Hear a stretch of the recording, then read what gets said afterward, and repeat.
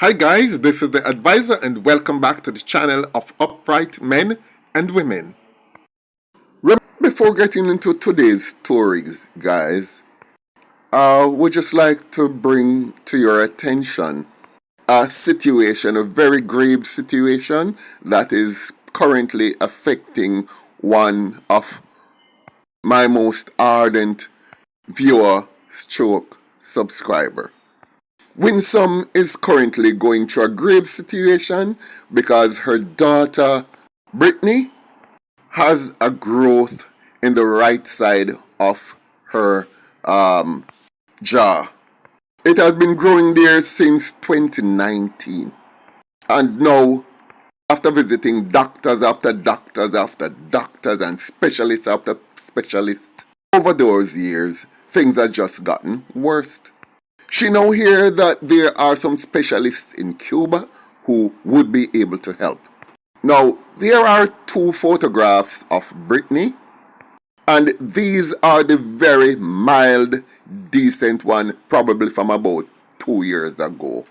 Now, think of this, and I can only ask you to imagine this being severely worse than this, with blood now coming from her nose and her eyes. Naturally, I can't show those horrific pictures. Now, right now it is hard to think that Brittany has much further to go in this life if she doesn't get the help from Cuba that she seeks. Now, Winsome is seeking just the fare to get to Cuba. And it is my belief that she has already made those arrangements. She just needs the plane fare to get there with her daughter. Now, this is one of the fundraising events that is already planned to help Brittany, and it's set for Saturday, May 31st. You can take a snapshot of this poster, and if anything you can do to help, please feel free to do so. Now, I'm calling on the good people on this channel. If any of you can do anything to help Winsome, her name is Winsome Richards Gregg, and her daughter Brittany, her last name is Spears. Now I'm going to leave Brittany in Winsome's number below, and if any of you choose to assist, just get directly in touch with her. I have every reason, and I've seen enough documentation to believe that this case is very, very genuine. And I just calling you good people out there that no matter how small, if you can help Brittany she's only 24 years old. And there might be no second chance to assist her. And the only time to assist her might be like right now. So if any of you can reach out to Brittany and her mom, Winsome, I really, really urge you to do so. Thank you very much in advance, my readers and subscribers. Anyway, guys, moving right along. I now have an exclusive. No newspaper, no have that one yet. Well, as far as me know. No TV station, no news station, not even JIS, no have that one yet. Guess what now? It happened last week and nobody no aware of it. This was the policeman that was put to work at a place where he was surrounded by dirty water, not given a firearm or even a button, but was left to control a gate where both prisoners and visitors to prisoners have to pass through, and he was there on his own. Now, the Star had brought that story forward, and of course I had my internal sources at the Central Police Station where it happened, who gave me a lot of further information. Now, it has been brought to my attention that Dwight Campbell has actually gotten back his job. Now, before everybody starts celebrating, there is a background to that we have to understand. And you know, on this channel, we go deep. We don't just look at what's on the surface over here. It seems that the reason why Dwight Campbell actually got his job back was because all the protocols and the procedures that should have been followed in such a case had not been followed. In other words, Dwight got back his job on a technicality because what were on the books that should have made his dismissal stand, none of those elements were present in his case. Because when he got fired, was like about a week or so after the story broke. Now, a lot of information has come back to light to say that Dwight Campbell was really the troublemaker in all of this. Before he had come to Central Kingston Divisional Headquarters, from which he was fired last November, he had been stationed at the St. Andrew South Divisional Headquarters, that's Hunts Bay. Now, it has been said that it was Dwight Campbell, Constable Dwight Campbell, who had actually backed a gun on another policeman and not the other way around. Because it has now come to light that there is no record of him complaining of another policeman backing gun by him. But there's official records of him actually doing it to another policeman. But why did he do it? Let me give you the backstory as to what is being said in police circles. It is believed that Dwight Campbell is a bit of a waster. It is said that he drinks, he smokes, he gambles, and is basically an irresponsible, slacky-tidy policeman. Doesn't follow orders very well, nor fit in, nor is he much of a team player. And he's not very good with money. It is said that when he gets his salary, he mostly spend it foolishly, liquor, women, and that sort of thing, partying, and does not pay his bills. And it is not even believed that he pays his bills at home or, utilities and all of that. So it seems that he goes around, it is known that he goes around and borrows money from other policemen because he blow up his salary early in the game. Now, he owed money to a number of policemen which he never repays. On one occasion, when one policeman tackles him about the money to which he is owed, he backed the gun pan the man. Oh, and for you foreigners who does not understand what it means by backing a gun, it means threatening someone by pointing a weapon at them. That's a Jamaican term. You back gun pan the man, So, for those foreigners who might not understand. Now, all of these, I said, I wasn't there for any of this, but this is the general understanding within the police force. Now, even though I mentioned Dwight Campbell, this story is not really about Dwight Campbell. It is about something which is more extreme and severe and fundamental to crime fighting and law enforcement in Jamaica. When that incident happened, it had been witnessed by other policemen, and the matter was brought to general management, and reports were written in the book. So for a moment, let us remember, Constable Campbell had said that other men, someone else, had backgun by him. And there's no record for that, no known record. There's record of him backing gun by somebody else. And that on another police and inside the JCF, that is a matter for, that is an act that makes one eligible for dismissal. But for the time being, that was one of the reasons why he had been transferred to Central Kingston Division. But here's the issue. The matter had not been handled properly after it had been reported and recorded at the Hunts Bay police station. And procedures had not been followed. So after he had been sacked, I'm not quite sure what kind of appeal process he had gone through, but there are certain procedural breaches that had occurred.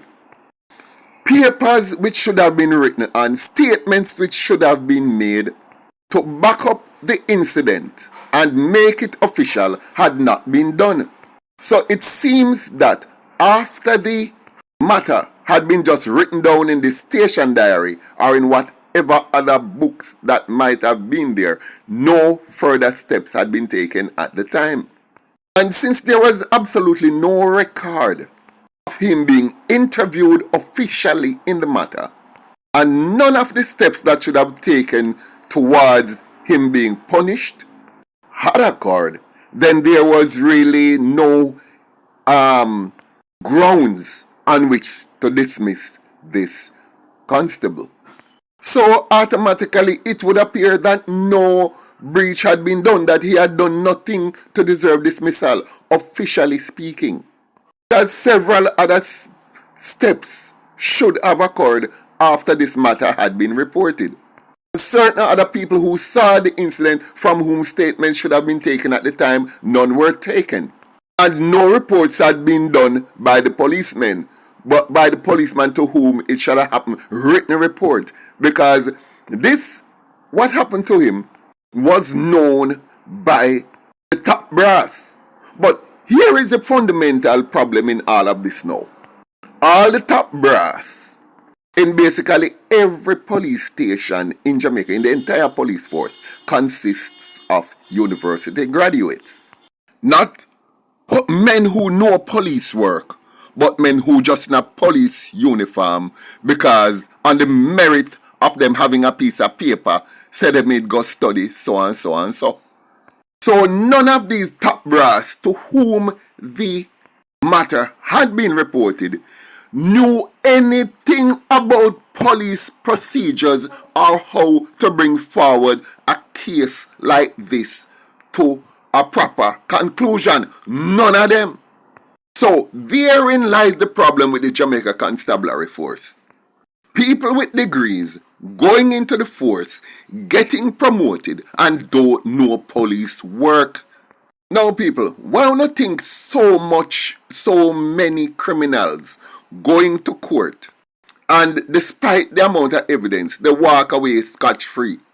And when I say walk away scotch-free, I don't mean them get released on appeal.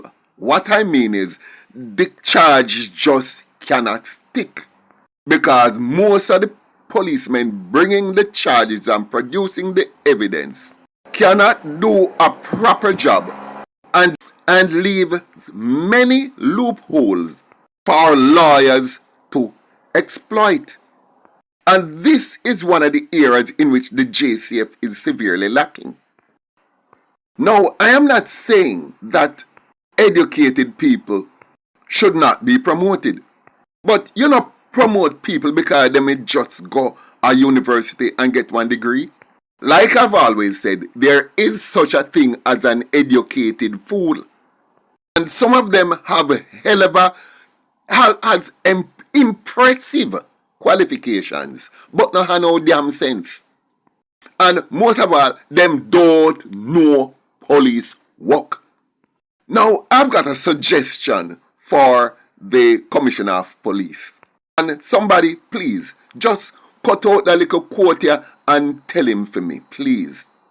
There are many retired policemen out there who are fully in charge of their faculties and who know the law book like the back of them hand.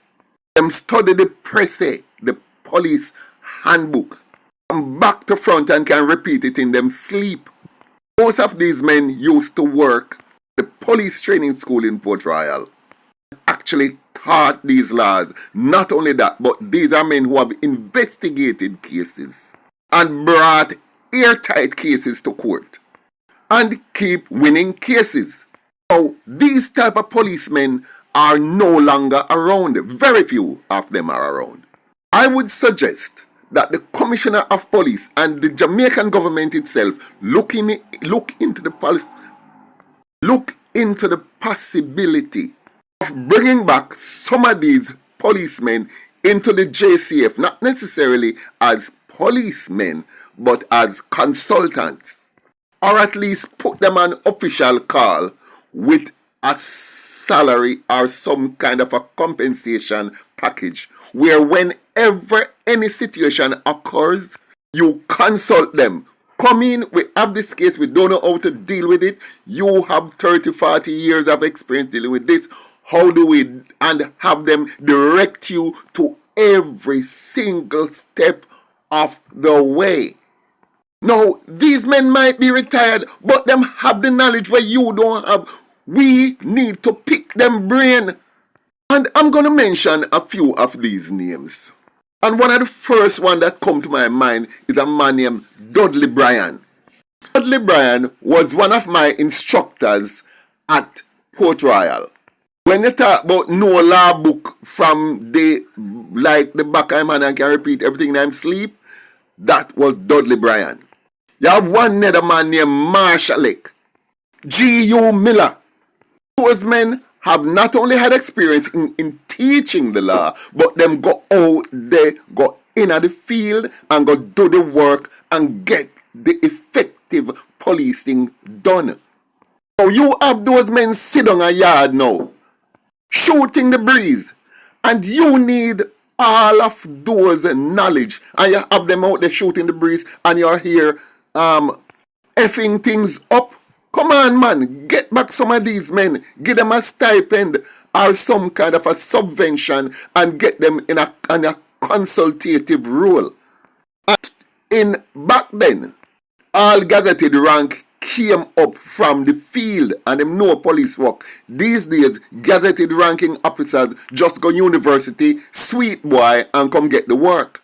Them have gazetted rank, but them have no effing use to the Jamaica Constabulary Force.